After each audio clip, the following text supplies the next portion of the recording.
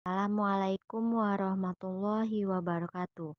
Perkenalkan nama saya Tiara Febri Utari dengan NPM 2011080368 dari Prodi Bimbingan Konseling Pendidikan Islam kelas D semester 6. Baik, di sini saya akan menjelaskan rencana pelaksanaan layanan bimbingan dan konseling dengan mata kuliah praktik micro teaching yang diampu oleh Bunda Risna Primanisa MPD. Di sini saya akan menjelaskan materi yang berjudul program layanan klasikal. Dan yang pertama ada komponen layanan menggunakan layanan dasar. Yang kedua ada bidang layanan menggunakan karir. Dan yang ketiga ada topik layanan, mengenal dunia usaha dan menumbuhkan jiwa kewirausahaan. Yang keempat ada fungsi layanan, pemahaman, dan pengembangan.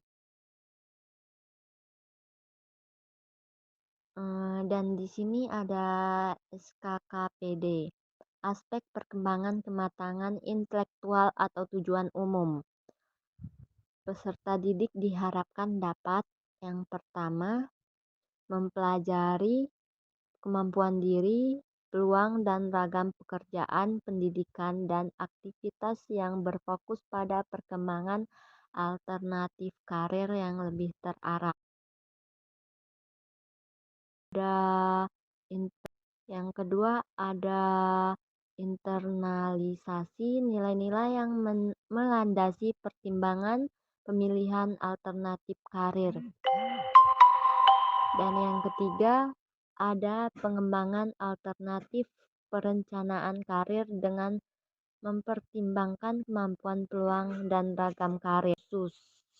Tujuan khusus ini menggunakan peserta didik yang diharapkan dapat, yaitu yang pertama mempelajari kemampuan diri, peluang dan ragam pekerjaan, pendidikan, dan aktivitas yang berfokus pada pengembangan alternatif karir yang lebih terarah. Dan yang kedua ada internalisasi nilai-nilai yang melandasi pertimbangan pemilihan alternatif karir. Dan yang terakhir ada pengembangan alternatif perencanaan karir dengan mempertimbangkan kemampuan, peluang, dan ragam karir. Selanjutnya ada sasaran layanan. Dari kelas 10 IPA atau IPS. Dan di sini materi layanan, yaitu yang pertama pengertian kewirausahaan, yang kedua macam-macam atau bentuk lingkungan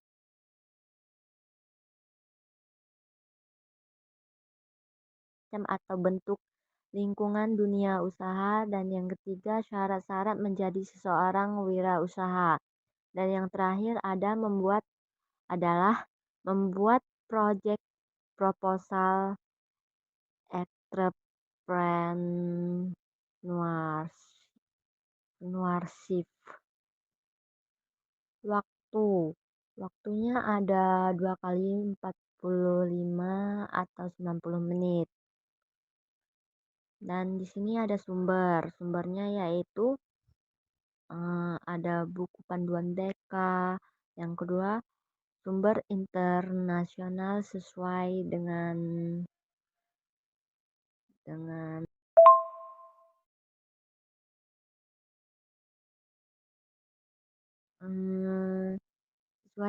linknya. Di sini ada tahap pengenalan. Yang kedua ada tahap akomodasi, dan yang tiga ada tahap tindakan. Nah, di sini yang pertama peserta didik dapat memahami tentang bullying. Dan yang kedua peserta didik dapat memahami jenis-jenis sebab dan dampak bullying. Dan yang ketiga peserta didik dapat membantu cara mencegah dan melawan bullying tersebut. Dan yang keempat peserta didik dapat mengatasi dan menghindari terjadi bullying. Langkah kegiatan. Di sini ada kegiatan awal. Yang pertama adalah membuka dengan salam dan berdoa. Dan yang kedua, membina hubungan baik dengan peserta didik atau menanya kabar dan pelajaran sebelumnya. Yang ketiga, persepsi, motivasi dan memberi acuan. Dan yang terakhir, menyampaikan tujuan layanan materi BK. Dan selanjutnya ada kegiatan inti. Yang pertama, guru pembimbing menayangkan media slide PowerPoint yang berhubungan dengan materi layanan. Yang kedua, peserta didik memperhatikan penjelasan materi yang diberi serta guru BK mengajak peserta didik berdialog interaktif dengan contoh tentang penerapannya.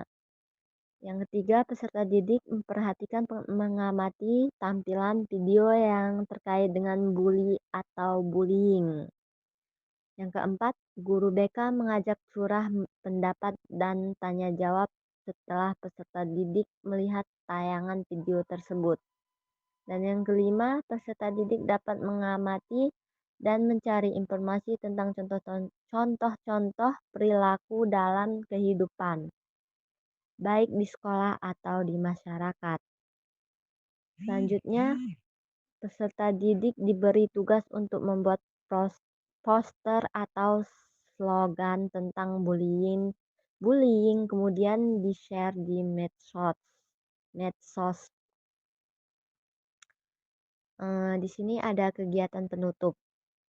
Yang pertama ada peserta didik menyimpulkan kegiatan bersama peserta didik.